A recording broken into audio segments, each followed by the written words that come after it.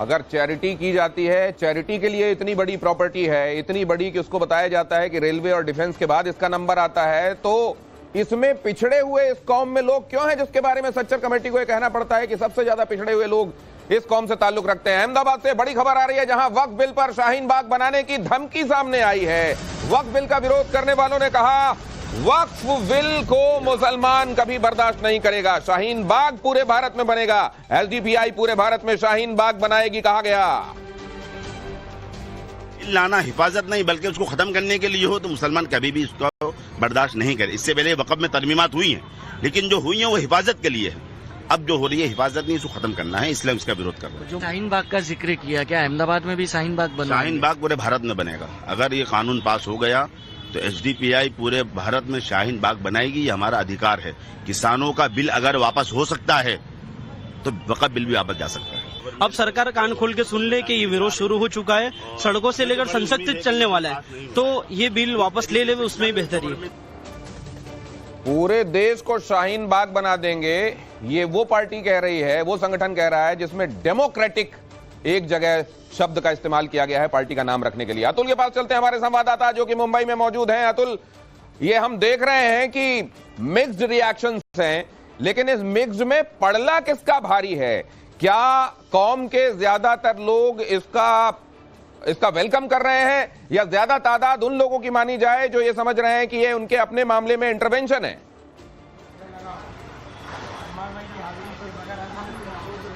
जी देखिए, मैं इस सवाल का जवाब सीधे उनसे ले लेता हूं जो इसके बारे में सबसे ज्यादा आवाज उठा रहे हैं। जमीयत उलेमा मुंबई के अध्यक्ष मौलाना सिराज खान हमारे साथ खुद मौजूद है, उनसे ही बात करते हैं। इनके पास वो जेपीसी को दिया उनका सुझाव भी था जो मीटिंग में इन्होंने मुलाकात की थी। मौलाना साहब, पेश हो चुका है बिल, आपका स्टैंड क्या है? सरकार की नीयत कहना है कि जो है इसमें सुधार लाना चाहती है, जो पसमानदा मुसलमान हैं या महिलाएं हैं उनको हिस्सेदारी देना चाहते हैं, उन्हें सशक्त करना चाहते हैं। आप किसको हिस्सेदारी देंगे? ये देश कॉन्स्टिट्यूशन से चलेगा कि मनमानी से चलेगा? ये बीजेपी के लोग अभी तक अपना काफ़ी दिनों से अपना अध्यक्ष चुन नहीं पाए। इनके अंदर, पूरी बीजेपी पार्टी के अंदर एक होड़ लगी हुई है कि कौन मुसलमानों को कितना परेशान कर सकता है। उस परेशानी की सीढ़ी में से, उस गिनती में से एक गिनती ये भी है कि मुसलमानों को एक उलझा के रख दो वक़्फ़ के मामलात के अंदर। वक़्फ़ के मामलात के अंदर आपको ये पता होना चाहिए कि वक़्फ़ बिल है क्या। ये एक 1995 में बना और उसके अंदर होते होते होते 2025 आ गया। नहीं, इनकी जानकारी अब हिंदुस्तान कहाँ जाएगा, देश तरक्की कहाँ करेगा, उसकी बात करिए ना। 65 में बना और न जाने कितने बार इसमें संशोधन हो चुके हैं। मुसलमान को कितना दबा सकते हो यहाँ के लोगों को, खाली ये बताना चाहते हो? लेकिन अभी जो संशोधन की जो 95 आप कह रहे हैं, इसमें संशोधन 65 से होते होते 95 का लास्ट संशोधन हुआ है, तो उन संशोधनों से 2013 में हुआ लास्ट संशोधन, उससे क्या दिक्कत है? आप दिक्कत की बात करते हो जो वर्शिप एक्ट 1992 है, उसको क्यों नहीं मानते हो? जब एक चीज ये तय हो गई कि बाबरी मस्जिद के अलावा किसी भी धार्मिक स्थल पर अभी कोई विवाद नहीं होगा, ये तो गवर्नमेंट, हमारा कॉन्स्टिट्यूशन ने इसकी हमको सब हर चीज की। तो आप ये भी देख लीजिए कि लोगों को कितनी मालूमात है कि वक्फ कब बोर्ड इसका बनाया गया, कब इसको शामिल किया गया, वक्फ बोर्ड के तौर पर इसको तस्लीम किया गया, माना गया, फिर कब अमेंडमेंट हुए, ये आपके सामने है कि कितने लोग जो इसका विरोध कर रहे हैं वो सही जानकारियां डेट वाइज रख रहे हैं और फिर विरोध कर रहे हैं। हमारे साथ विनोद भी जुड़ रहे हैं लखनऊ से, उनके साथ भी कुछ लोग वहां मौजूद है। विनोद, ये लोग क्या कह रहे हैं? देखिए, बिल्कुल जहां मैं खड़ा हूं लखनऊ के, ये तमाम लोग इस वक्त जश्न मना रहे हैं। देखिए किस तरीके से सभी लोग एक दूसरे को मिठाइयां खिला रहे हैं, क्योंकि इनका मानना है कि एक लंबे समय बाद जो है जिसका इंतजार कर रहे हैं, तो ये लोग जो है उनका मानना है कि बीजेपी से कोई दूरी नहीं है और जो बिल आया है उसको लेकर जो विरोध हो रहा है बीजेपी का खास तौर पर, वो नहीं है। आप देखिए तस्वीरें किस तरह से मिठाई खिला के दूसरे को ये जश्न मना। ये जो बिल आया है वासिफ भाई, आपको क्या लगता है कि आप लोग इसका समर्थन करें? क्या मानते हैं जो विरोध हो रहा था, कहा जा रहा था कि आपकी मस्जिदें छीन ली जाएंगी, धार्मिक स्थल छीने जाएंगे, आपको लगता है कि इससे कुछ होगा? पेश तो हो गया बिल, अब इससे न मस्जिदें छिननी है न दरगाहें छिननी है। इससे जो विपक्षी दल है उनका अमन और चैन और सुकून, जो तुष्टिकरण की राजनीति थी वो जरूर छिन गया है। वो लोग परेशान हैरान हैं किस तरह से मोदी सरकार मुसलमानों की भलाई के लिए काम कर रही है, और जो उनकी 70 साल की लूट थी उसको बंद करने का काम किया है। और सबका साथ, सबका विकास, सबके विश्वास के साथ 1 करोड़ लोगों की राय लेकर के इस बिल को लाए हैं। सभी दलों को साथ लिया है और सभी को दिलों को मिलाने का काम भी किया। साथ ही साथ तो ये जो भ्रम फैलाया जा रहा था, आपको लगता है कि ये भ्रम था और अब साफ हो गया चीजें? देखिए, कुछ संस्थाएं ऐसी हैं जिनको इस बिल से बहुत नुकसान होने वाला है। उनकी जमीनें छीनने वाली, जो उन्होंने गरीबों की जमीनें कब्जा की थी, ये जो उन्होंने अपनी संस्थाओं का चंदा वक्फ बिल के नाम पर लेते थे, वक्फ बिल की इमारतों में आकर के अपने धंधे करते थे, वो गरीबों को जाने वाले हैं, वो महिलाओं को जाने वाले हैं, पिछड़ों को, शोषितों को, वंचितों को जाने वाले हैं, और आम मुसलमान को इसका फायदा मिलने वाला है। महिला, अभी आपने महिला की जिक्र किया, ये आपको लगता है कि जिस तरह की सीएम योगी ने भी 2 दिन पहले कहा था कि जो ये भूमाफिया है जो कब्जा करने का एक माध्यम वक्फ को बना रखा था, आपको लगता है कि सही बात थी? सही बात थी, और लोगों ने बना रखा, ये खत्म करने का कर रहे हैं प्रधानमंत्री नरेंद्र मोदी जी। और ये बहुत अच्छा बिल है और मुस्लिमों के हक में है। बस ये मुस्लिमों के हक में बात की जा रही है, आपको लगता है कि मुस्लिमों के हक में है?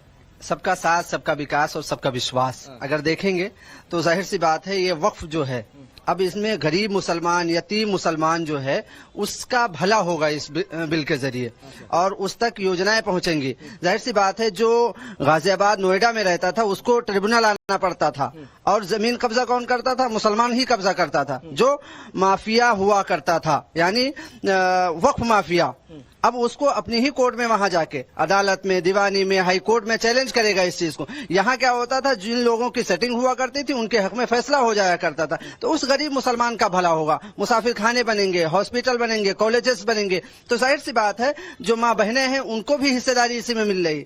तो सबका साथ, सबका विकास, सबका विश्वास। ये बात आपको समझ में आ रही है कि बहुत सारे लोग तो इसका विरोध कर रहे हैं, आपको लगता है कि उनको इस बिल के बारे में जानकारी नहीं है, समझ नहीं पा रहे इसलिए इसका विरोध कर रहे हैं? नहीं, सबको जानकारी है। जो तो भी विरोध क्यों हो रहा है फिर? ये विरोध वो लोग कर रहे हैं जिनको तकलीफ है इससे। बाकी तो हम लोगों को तकलीफ है नहीं, हम सब महिलाएं खुश है। जी। ये कहा जा रहा था कि जिस तरह से ट्रिपल तलाक के बाद जश्न मनाया जाएगा, वैसा ही कुछ जश्न मनाया जा रहा है। आपको लगता है कि ये आपके हक में फैसला हुआ है जो बिल जो आज पेश हो रहा है? हाँ, ये पूरी तरह से अपने हक में है फैसला, और जब से मोदी सरकार बनी 2014 में, 19 में और 24 में, तब से वो मुस्लिम हितों के लिए जो भी प्रयास होते हैं उसके तहत ये। लेकिन विनोद, जहां पर भी सपोर्ट की बातें हो रही हैं तो उनको कह दिया जाता है देखिए ये मुस्लिम राष्ट्रीय मंच से जुड़े होंगे, राष्ट्रीय मुस्लिम मंच से, या फिर ये कह दिया जाता है कि कई लोग तो ये कह देते हैं कि इनको पैसे पहुंच गए होंगे। क्यों सच्चाई को स्वीकारने के लिए कई जगहों पर लोग तैयार नहीं है। मेरठ चलते हैं, हमारे संवाददाता वहां से आपको जुड़ गए दिखाई दे रहे हैं, और विद्यानाथ झा भी जुड़ गए हमारे साथ जो कि जामा मस्जिद दिल्ली के करीब है, उनके पास भी चलेंगे। बहुत जल्दी से मेरठ से अपडेट ले लेते हैं।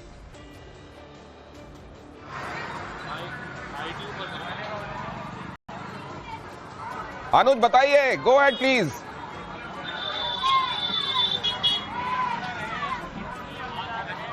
जी बिल्कुल, मेरठ में इस वक्त हम मौजूद हैं और सुबह से ही हम देख रहे हैं यहाँ पर भी मिली-जुली प्रतिक्रियाएं जो हैं वो सामने आ रही थी।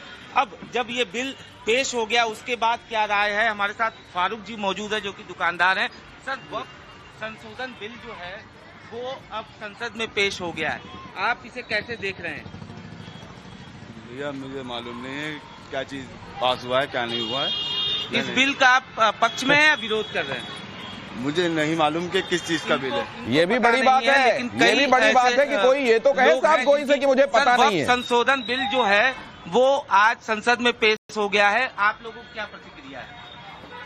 इस बारे में तो हमारे उलमा बताएंगे, हमारे जो उलमा है, हमारे जो मौलाना है वो बताएंगे इस बारे में कि क्या होना चाहिए। मेन नॉलेज जो है वो की उन्हीं है, हम इतने नॉलेज, हमारे इतनी नॉलेज नहीं रखते हम ये। लेकिन बड़ी बात है, ये भी बड़ी बात है कि कोई ये कहे कि हम नॉलेज नहीं रखते, और नॉलेज नहीं रखते तो हम उससे उस पर टिप्पणी नहीं करना चाहिए। यहाँ तो 90% लोग आपको ऐसे मिलेंगे जिनको पता नहीं होता। ये तक कहा गया कि जेपीसी में कुछ लोग ऐसे पहुंचे थे जिनको मालूम नहीं था, हालांकि ये कहने वाले कांग्रेस की तरफ के नेता थे। लेकिन आइए चलते हैं विद्यानाथ झा के पास, उनके पास क्या है, उनके आसपास मौजूद लोगों के दिल में क्या है ये समझते हैं। विद्यानाथ झा। दिनेश, मैं इस वक्त जामा मस्जिद इलाके में मौजूद हूं और आप देख सकते हैं कि ये मीना बाजार है जहां लोग खरीदारी करने के लिए आते हैं। बड़ी संख्या में मुस्लिम आबादी है और क्योंकि अब वक्फ संशोधन बिल पेश हो चुका है संसद में और उसके बाद दोनों तरफ से, पक्ष और विपक्ष की तरफ से सवाल जवाब का दौर चल रहा है। किरण रिजिजू ने अपनी बात कह दी है। लोग क्या सोच रहे हैं, जरा उनसे बात करते हैं। क्या नाम है आपका? मेरा नाम मुबीन है। मुबीन भाई, क्या लग रहा है कि ये जो नया बिल आ रहा है, संशोधित बिल, ये सही है वक्फ बोर्ड को लेकर? गलत है। क्यों गलत लग रहा है आपको? वक्फ बोर्ड जो है शुरू से मुसलमानों के हक में रहा है। अब जो दिल्ली के मुख्यमंत्री बनी है रेखा गुप्ता जी, जो रेहड़ी पटरी वालों को जगह जगह उछाल रही है। हम लगाते हैं पटरी, हम भी मजदूर आदमी है। ठीक है, इनको दिल्ली की समस्या इनको समझ में आ रही है। कुछ और लोगों से बात करते हैं। भैया, क्या नाम है आपका? क्या नाम है? मोहम्मद शफी। कहाँ के रहने वाले हैं? हम हाँ, सोनकोट। अच्छा, ये बताइए, जो वक्फ बोर्ड संशोधित बिल आज पेश किया गया है संसद में, उस पर आप लोगों की क्या राय है? ठीक है या गलत है? हमने तो किया ही नहीं। इनको पता नहीं। देखिए, बड़ी तादाद में जो लोग हैं उनको पता नहीं है। जिन लोगों को समझ में आ रहा है वो अपनी बात समझा रहे हैं। आपका क्या नाम है जी? मेरा नाम अब्दुल गनी। कहाँ के रहने वाले हैं? जम्मू कश्मीर के। जम्मू कश्मीर के। ये वक्फ बोर्ड को लेकर जो संशोधित बिल आ रहा है, ये ठीक है या गलत है? गलत है। कैसे? ये हमारा हक में सही नहीं है। क्या गलत हो रहा है इसके जरिए? वैसे तो इतना हमें नहीं है, लेकिन ये गलत है। इसका में ये अच्छा नहीं है हमारे लिए। ये किसने आपको बताया कि ये अच्छा नहीं है? नहीं, हमें भी मालूम है ना। हमें भी क्या समझ में तो आ रहा होगा। मुझे देख के आपको लग रहा है कि आप पढ़े लिखे होंगे, समझदार भी हैं। मैं ये जानना चाहता हूँ कि उसमें आपको क्या गलत लग रहा है, कि इसमें ऐसा कौन सा प्रावधान हो गया है जो मुसलमानों के अहित के लिए है? ये वैसे तो ऐसी बात है कि अभी हमारे लिए ये बहुत गलत हो रहा है, क्योंकि इसमें तो फर्काबाजी पैदा हो रही है। कैसे फर्काबाजी पैदा हो रही है? इस वजह से, बल्कि जो फर्के नहीं थे वो भी शामिल हो गए। अब सब जो मुस्लिम समुदाय के लोग हैं सब इसमें शामिल हैं। सबको इसका फायदा मिलेगा। कैसे फायदा मिलेगा? वैसे फायदा कैसे मिलेगा इसका? पहले तो कहीं भी वक्फ बोर्ड जो कब्जा कर लेती थी, अब नहीं कर पाएगी। मान लीजिए आपकी जमीन पर वक्फ बोर्ड ने कह दिया कि हमारी जमीन है। अब तमिलनाडु के एक गांव में पूरे गांव के लिए कह दिया था कि ये हमारी जमीन है। अब फिर मामला कोर्ट तक पहुंचा। तो ऐसे अब नहीं कर पाएगा वक्फ बोर्ड। वैसे तो ये बात है कि इतना हमारे इसमें अभी मालूम नहीं। देखिए, कुल मिलाकर बात ये है कि ज्यादातर लोगों को इतना मालूम नहीं है। आपका क्या नाम है? मोहम्मद मिनहाज। मोहम्मद मिनहाज। आपको लग रहा है कि ये ठीक है? नहीं, ठीक नहीं है। कैसे ठीक नहीं है? पहली बात तो ये, इसमें दूसरों की दखलंदाजी दी जा रही है। इसमें गैर मुस्लिमों को शामिल किया जा रहा है। अच्छा। जिस दिन से आजादी हुई है अब तक किसी गैर मुस्लिम का इसमें कोई दखल ही नहीं हुआ। ये किसी गैर मुस्लिम डॉक्टर को दिखाने जाते हैं कि नहीं अपने आप को? नुकसान ही है। अपना ट्रीटमेंट। आपको क्या मालूम है कि जो वक्फ को अपनी जमीन या संपत्ति देते हैं उसमें गैर मुस्लिम लोग भी होते हैं, वो भी दे सकते हैं। तो अगर गैर मुस्लिम लोग अपनी संपत्ति दे सकते हैं तो इस बोर्ड में अगर गैर मुस्लिम रहेंगे तो क्या दिक्कत होगी? नहीं, अब तो आप ये बताइए, गैर मुस्लिमों ने कब दी वक्फ बोर्ड को अपनी जमीन? है दी है और दे सकते हैं। जितने हिंदुस्तान से पार्टीशन के टाइम पर, मतलब 1947 में हिंदू चले गए थे, उनकी सारी जमीन वक्त को चली गई थी। नहीं, वो तो बात आपकी सही है, वक्त को चली गई थी। लेकिन ये मुसलमानों के लिए गलत है। कोई हम नहीं कह रहे, हिंदुस्तान के करोड़ों। एक बात आप लोगों को अगर मतलब टीवी पर देखकर या न्यूज में सुनकर, अगर नेताओं को सुनकर आप लोगों को समझ में आ गई है कि गलत है, गलत क्यों है ये नहीं मालूम है? नहीं, वो तो आगे वक्त बताएगा कि गलत है नहीं है। वक्त क्या बताएगा? आज तो बिल पेश हो गया। अब हो सकता है कि शाम तक लोकसभा में उसको मंजूरी भी मिले। नहीं, मंजूरी नहीं मिलने की भाई साहब, ये करोड़ों मुसलमानों की दुआ है।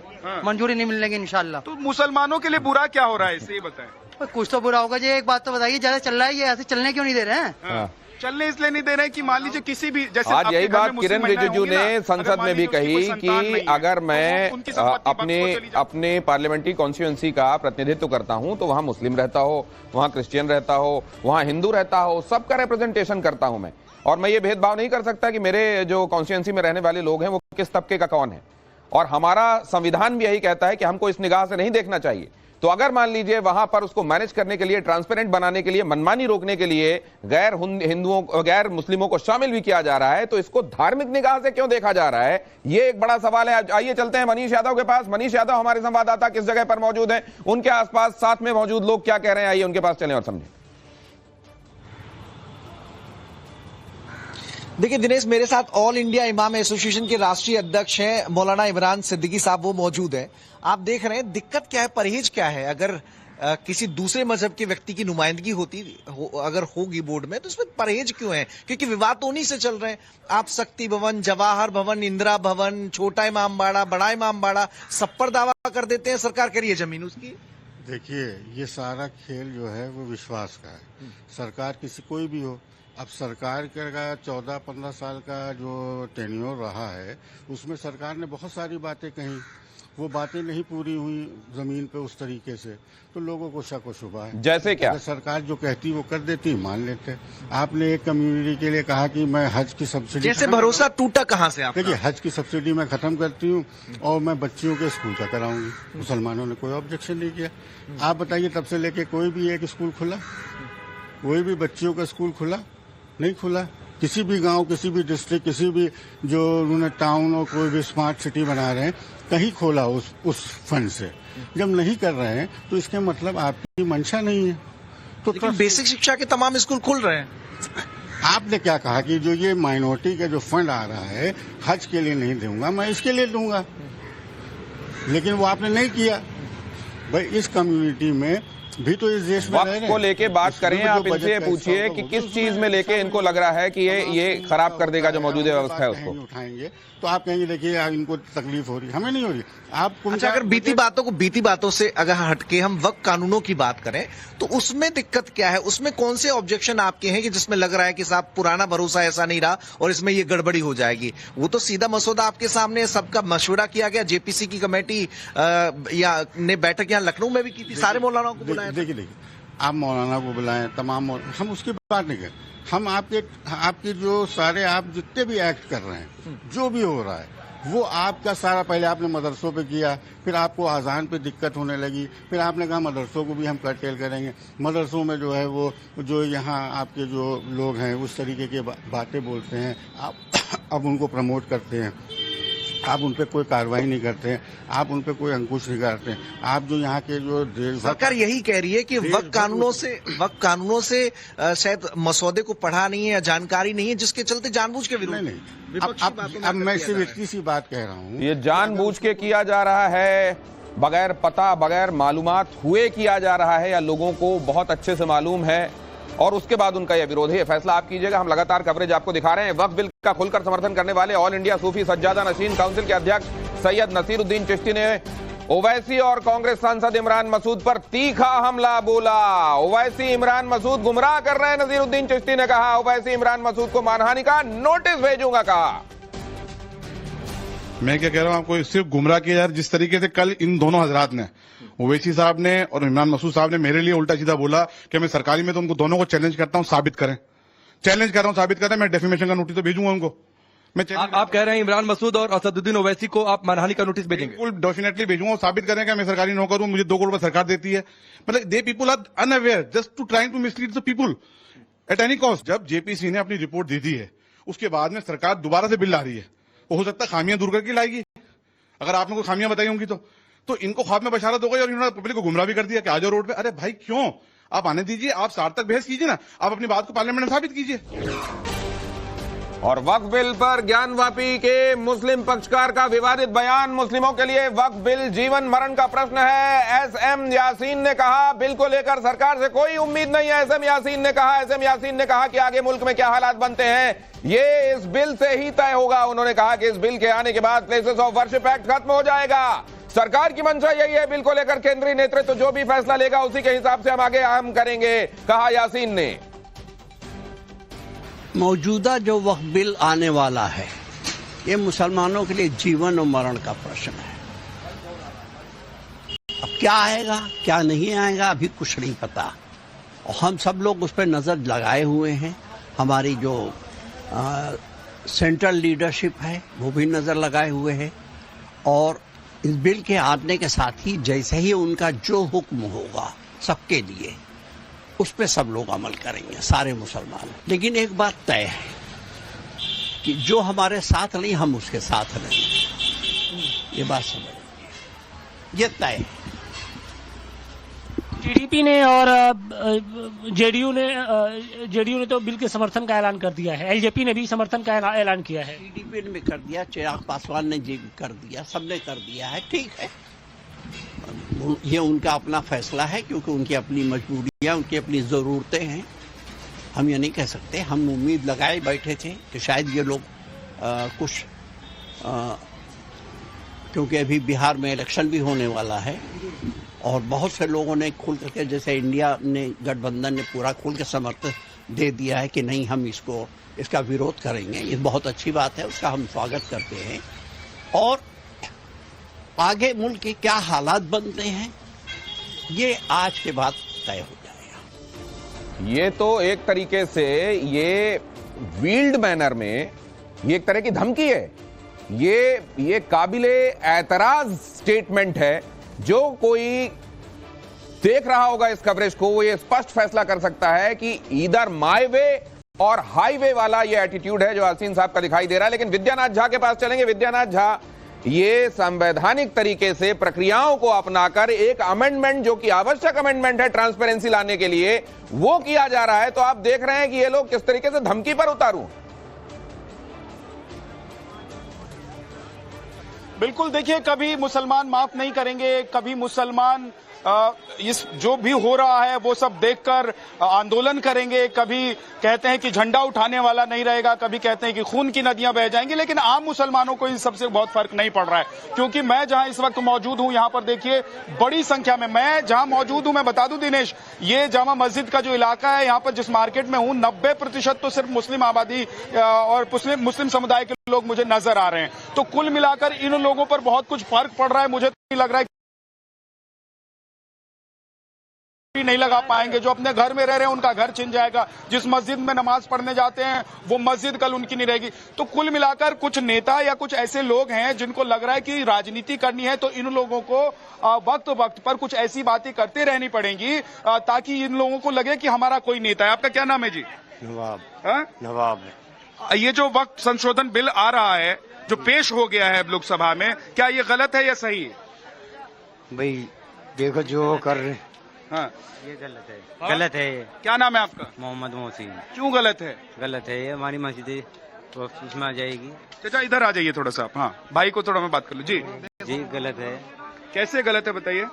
कि हमारी मस्जिद सरकार के कब्जे में आ जाएगी। देखिए, यही दिक्कत है कि अभी पता नहीं है, जो नेताओं के द्वारा या जो लोग बड़गड़ा रहे हैं उनके द्वारा जो कह दिया गया है कि मस्जिदें सरकार के पास। इनसे पूछिए विद्यानाथ झा, इनको अगर कोई कहेगा कि कौवा कान लेकर उड़ गया, तो ये कान में हाथ लगा के देखेंगे कि कौवे के पीछे दौड़ लगा देंगे? कैसा प्रोग्राम नहीं है। इस आप अगर आपने आप तो पढ़े लिखे हैं, कितनी क्लास तक पढ़े? नहीं, पढ़ा लिखा नहीं हो। आपका क्या नाम है? इरशाद भाई, आपको क्या लग रहा है कि ये बिल सही है या गलत? गलत है, इसकी हम बिल्कुल मुखालिफत में खड़े हैं। हाँ। बिल्कुल मुखालिफत करते हैं। जो जिसकी संपत्ति यानी वक्त जो है, जिसका हक है, उसके पास ही रहना चाहिए और इससे ना छीना जाए। मैं बस ये कहना चाहता हूँ कि हर एक बात मैं आपके माध्यम से कहना चाहता हूँ, आपके चैनल से माध्यम से, कि मुसलमानों को टारगेट एक मिशन क्यों बना रखा है? हर चीज पे मुसलमानों को मिशन, जैसे कि मस्जिद के मामले में अभी जैसे कि एग्जांपल तौर पे अभी कावड़ लेकर निकलेंगे तो क्या वो रोड से नहीं निकलेंगे? क्या टारगेट बना लिया है इन्होंने? सौगातें मोदी नहीं ली क्या? आप लोगों को आपत्ति होती है कि नमाज नहीं पढ़ने देंगे, जब वो लोग निकलते हैं तो उनको आपत्ति नहीं है। आप लोगों को बताइए, आप पढ़ाई किया है आपने? जी नहीं, पढ़ाई नहीं की है। चौथी पांचवी क्लास तक भी नहीं पढ़े हैं? जब अखबार या टीवी देखते हैं तो उसमें जो खबरें होती हैं उसको समझते हैं, या कोई बोल देता है कि अखबार में देखो ये लिखा है, उसको मान लेते हैं? नहीं सर, जो चीज होगा उसको माना जाएगा, जो चीज नहीं होगा उसको नहीं माना जाएगा। तो अभी जो संशोधन बिल आ रहा है उसमें कहीं ऐसा कोई प्रावधान नहीं है, ऐसा कोई प्रस्ताव नहीं है कि कोई मस्जिद, कोई चाहे ईदगाह हो या कोई जमीन ऐसी जो अभी मुसलमानों के पास है वो ले लिया। ये तो है ही नहीं। तो फिर किसने आपको बताया कि ये गलत है, इस बिल को गलत बोलना है? मैं इसलिए इसकी मुखालिफत करता हूँ। जो जिसका हक है, वक्त जिसका हक है, वो उसी के पास ही रहना चाहिए। किसी के आधार पर हो, किसी का बेचो, जैसे कि आप मस्जिद है वो आलिमों के पास ही अच्छी लगेगी, बल्कि किसी और के पास दे दी जाए वो थोड़ी अच्छी लगेगी। सही बात है, बिल्कुल आलिमों के पास ही अच्छी रहेगी और आलिमों के पास ही रहेगी। लेकिन यही बात समझनी है, क्योंकि जो तंजीमें अपने नुमाइंदों को, अपने फॉलोअर्स को ये बातें समझा पा रही हैं कि इस बिल में क्या है, वो लोग तो समझ पा रहे हैं, लेकिन जो लोग नहीं समझा पा रहे हैं वो लोग समझ नहीं पा रहे हैं। आपका क्या नाम है? विद्यानाथ झा, इनसे ये भी पूछेगा कि इनमें से कितनों को ये पता है कि कोई बिल